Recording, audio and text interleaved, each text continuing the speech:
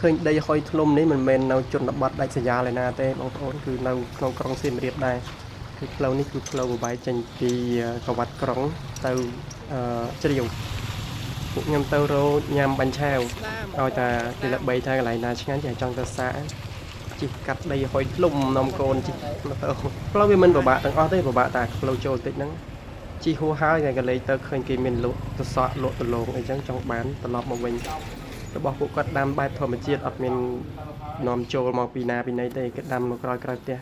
នៅភូមិជ្រាវនេះគឺជាភូមិដែលសម្បូរដំណាំបងប្អូនដំណាំអីក៏មានដែរមានជីមានដលងមាន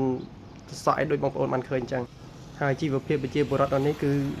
ជាទូទៅគឺរឿងកសិកម្មហ្នឹងណា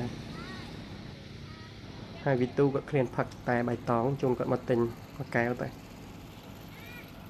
ទីផឹកតាំងពីថ្ងៃតែចេះតែពជាពេលគាត់ដល់ល្ងាចហើយមកនេះគាត់ចង់មើលថ្ងៃលិចតែមកមានថ្ងៃលិចណាមិនទៅទុំហ្នឹងចង់បានមើលថ្ងៃលិចទេបាញ់ឆាវពិតជាឆ្ងាញ់ដូចគេល្បីមែនអត់ខកបំណងដែលជីកាត់ដីហុយមកហ្នឹងគឺយើងរសជាតិក៏ឆ្ងាញ់មែនហើយតម្លៃក៏មិនចិត្តថ្លៃអីដែរមិនមែនមានតែបាញ់ឆាវទេនៅនេះមានអីផ្សេងមានសង្វាក់មានអីផ្សេងទៀតតែពួកខ្ញុំហៅថាបាញ់ឆាវនិងសង្វាក់អីអាផ្សេងទៀតអត់បានចាំមានបាយមានម្ហូបដែរបងប្អូនពេលផុតពីសង្វាក់ទៅបាញ់ឆាវទៅហ្នឹងគឺពួកខ្ញុំញ៉ាំបាយមួយតង់ទៀតព្រោះអីឲ្យរួចខ្លួនតែម្ដងបើសិនជាអត់ញ៉ាំបាយឲ្យហើយទេយប់ឡើងនឹងពិបាកចេញក្រៅរកបាយហើយតាមលើក្រៅដាក់មុខនេះហើយកុំទម្លាក់ចាំលីហាក់ណាឆ្កឹមគេទម្លាក់ធុងសារ៉ាំតាអូទាំងណាអូខេសុំទោសមើលគេទម្លាក់ធុងសារ៉ាំ